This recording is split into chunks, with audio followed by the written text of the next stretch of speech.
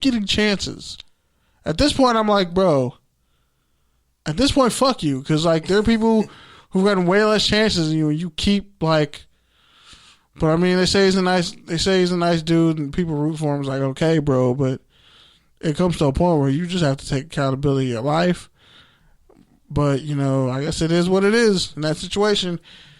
He's eligible for the last 2 games. But if he goes off in fantasy football, I'm gonna be really fucking mad about it. Right. I mean, I feel the same. I mean, like, this guy's had chance after chance after chance, and you know, you're lucky to get a second chance in the NFL, and he's now coming up on like his 5th or 4th. I mean, he's had to do his time, and he's had to go through rehab, and he's had to miss a lot of games, and potentially a great career.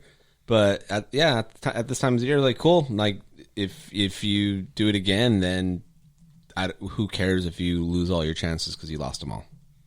What did he do? Multiple drug and alcohol violations and failing drug tests and all types of stuff. Yeah, it's what, at least half a decade, 5 years of him being suspended. A solid 5-6 years. And, you know, it's just like this guy is, you know, comparable to, like you said, DK Metcalf, and then being on the same team, having Russell Wilson, them throwing him bombs. But, you know, he also had the potential with Tom Brady a couple of years ago, and then he was with the Browns for a long time, even though they're awful. Maybe that's what got him to do so much drugs, but it's you know, he was part of that team that lost every game in the season, I believe. But you know, again, he's had chance after chance, but he's missed out a lot. He's missed out a lot of money, and he's lost, and he's potentially, you know, not saying he'd ever be there, but you know, maybe in the runs for a potential Hall of Fame career. Sadly, yeah. He definitely had the traits to make that happen, we could say. Is it like steroids, drugs, or is it like street? Recreational. Okay. Weed. But that's another. Maybe some pills. Maybe that's another thing with weed, though, at the same time. If it's just weed that he's been smoking, and all these states are now legalizing it, it's on the federal ticket for. Yeah. I mean, that's kind of with what these players are actually going through as far as being addicted to painkillers, CTE. Fuck it, let them get high. That's my only thing. Yeah, it's better than opioids. Yeah, I mean, I think one of what's his name? The guy, one of the Long brothers. After he retired, Chris. Chris. After he retired from a couple of years, he smoked weed every day. Smoked weed every day, and fuck it, these guys are getting so much head trauma, and they're going through things. They're getting so much pain. It's just like, now that weed is not what you thought of it years ago, and some people still have a major problem with it. It's like, it's not that big of a deal, and now it's legal, and it's like, you know what? These guys smoke some weed. Who cares? Yeah. If it helps their back pain. Next one I got, Tyrod Taylor, Chargers QB. He will not be filing a grievance against the team doctor after the painkilling shot led to a puncture in his lung, which ultimately led us to Justin Herbert. And yeah, so you got to take or tangent on that, KB. I feel bad for him because it really is a no-win situation. It's one of those things where it's like people tell you just file an HR case against your employer, but you're like, where else am I going to go? Then I got to look for a job. And then they're going to blackball me for this. So, and then I got to go assimilate there. And then if they still hate me there, then it's like, well, fuck. Yeah, they pretty much take this one on the chin and literally, like, straight to the chest. Hopefully, like, there's no COVID complications either where it, like, weakens his immune system. But he should be broken up a settlement of some kind because that's some bullshit. Well, the only thing I could think of with this kind of situation is that I've heard I was watching something on ESPN with a player that, you know, this procedure is done a few times, and then when it's being done, the doctors do give you a disclaimer saying this possibly could happen, but it just never happened until now. And so, unfortunately, I think the biggest thing with this is that he can't go through it because he acknowledged this and said that even though this could have been something done. He's given permission to actually have it happen, even though they do say that this can happen. Doesn't mean it has happened, but unfortunately, it happened to him. So that's the only thing I could really think of. Some weird shit like that happened with Trent Brown too, for the Raiders. So, last one for me. Roger Goodell says he doesn't plan on having a bubble amid COVID-19 outbreaks like the media suggests. You got to take our attention on that. That would just be throwing money into a fucking water fountain. A dirty water fountain. Like, there's so much going on that, like, there's just no point. Like, okay, you're going to do it per the city, and then you have to break it down to the ordinances. Like, there's a reason why the 49ers can no longer play in their stadium anymore because of California restrictions and county conventions. Like, crazy, bro. Like, that's one crazy.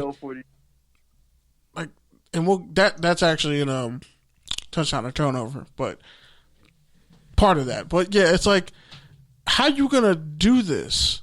Like, we know you don't have a plan for it, or else you'd have already released your plan for it. Shouldn't that be what he's like has been working on the past few months? Yeah, it's like in middle school. If they were going to do it, yeah. I mean, it's like in middle school when you had 9 months to do your science fair project. And you wait till like the week before. I think just talking about it's a lot easier than you hear with, like, especially after the NBA. But logistically, though, that's, for one, it's a lot more people. It's a lot more players. You have your practice squad. You it's just that amount of people, and then we're still trucks. Equipment trucks. Also,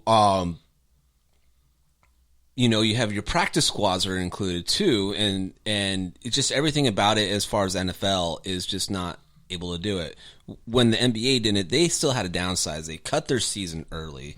They did a great job coming back, but you have what, at most 20 people on a team as far as players. Your roster, your traveling roster is 53 people at most, and then you got another 11 people on your practice squads, including all the coaches, including all the equipment as well, as far as the blue tent and everything, as far as injuries. Unfortunately, with that many people, unless you have a great solid plan, maybe just doing it in the middle of nowhere like Nebraska or something and build something there. Hotbed of COVID. Yeah. Nebraska, Wisconsin, hotbeds of COVID. Right. I just don't see it happening, and if they were going to have a plan, it's too late. It's like, yeah. I'll just say this. I mean, I pretty much agree with what you guys have been saying, but I think they could definitely do something in the postseason. Even just having a maybe 2 different sites, even for each different conference, because the idea, because essentially, like you mentioned, NBA, they took a big blow in ratings, and they were still able to put together a world-class experience. The MLS, again, well, they're gaining popularity, still considered a second-tier sport here. And the NHL, they have their own fucking labor. They have their own labor problems before they got their bubble together.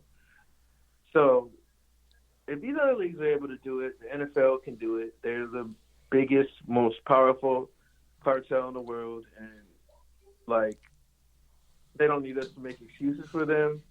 And I'll also add that it's not just the media, it's fans, it's players, because the idea that this football season is essentially the fucking highlight of our year right now, of our entertainment. Like, the Super Bowl is going to be the biggest fucking blockbuster of the whole 2020 year. Like, because the Grammys are trash. So, if we want to preserve that integrity, like, put it in a bubble where we don't have to worry about a fucking whole QB room or a whole offensive line getting COVID, or putting out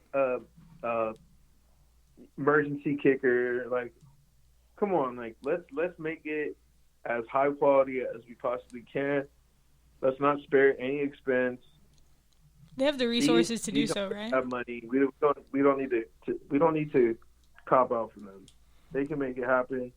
They're already losing money. Like, let's try to preserve the integrity of this league.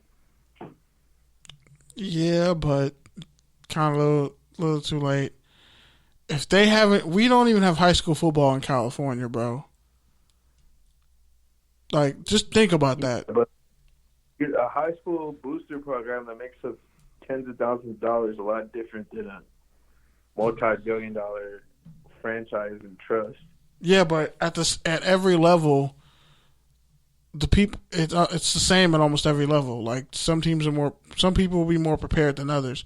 Like out if in Mahomes, Rodgers, or Russell Wilson gets COVID because we didn't have a fucking bubble, that destroys the whole integrity of the fucking playoffs. Yeah, but Lamar got COVID, and what if they would have beat the Steelers had he played? So the regular season is already hurt by it. Game is the room for the error opt-outs. We talk about that every year. The room for error is so small. The difference between winning and losses is so small. All the cliches. Well, if that's the case, then we need to get the fucking variable, which is COVID, under control for everybody because everybody's playing a different game with different regulations, and that's why the NFL is all over the place. And right now, it's okay because, well, there's not shit else on TV. But when you're talking about the playoffs, putting out your best product, why wouldn't you want to ensure that by putting together a fucking bubble? Like, but come on, bro. It's not. They had all this time to put together a bubble. They could fucking do it. They could, but that's the thing they didn't. I talked about it last week. One of the Buffalo Bills tight ends got COVID. He has cardio. He's a heart issue related to COVID, myocarditis, I think, something like that. But he has a heart issue related to COVID. They're down a tight end. They're down another body. You can only bring in so many people on the practice squads. You can only bring so many people in. Like, if you look at now, if you're going to say, okay, the number one seed, not anybody off the street anymore. They have to clear quarantine. Yeah, you're like, okay, the person who the teams with the best overall records in the playoffs will just keep, home field throughout the entire playoffs. Everybody has to go to Kansas City or Pittsburgh to play. Everybody has to go to Seattle or something to play. Cam still hasn't got to like where he was before COVID. Yeah, and the issue with all that is, for 3 weeks he was playing good, and he's been mediocre since. Yeah, because it has a strain on you, especially if it's a respiratory attack on your body. Now you factor all that in with like someone tearing an ACL, like Bud Dupree, or guys getting hurt at the worst possible times. Like they tell you, as long as it takes for you to get something, it takes half as long to lose it.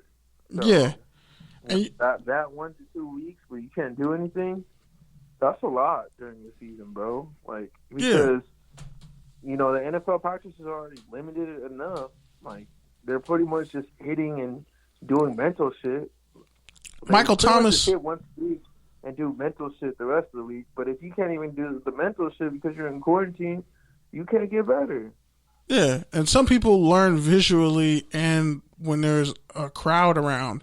Like, they need people to learn. Your own tape time. You can only be in your own head so many times. You got to be out there and put it together with 11 other people. Yeah, that's why Denver failed so badly. And then you look at Michael Thomas, he ain't been right since he got hurt. He didn't have COVID, but he ain't been right this whole season. And then you factor in the fact, okay, if the Ravens strength and conditioning coach didn't wear a mask and didn't do what he was supposed to do, and that's why they all got COVID and they shut down the entire Ravens facility, what if that happens in the playoffs and somebody gets a reoccurring case of COVID? Everybody had on a mask, but they still get it. They just had 3 more cases pop up. Somebody on the Broncos, I forget the second team, but somebody on the Broncos got it. Somebody on another team got it. and somebody on the Raiders IR got COVID. So it's like, all right, man. Well, I got to run, so I'm just gonna get my rant and just let you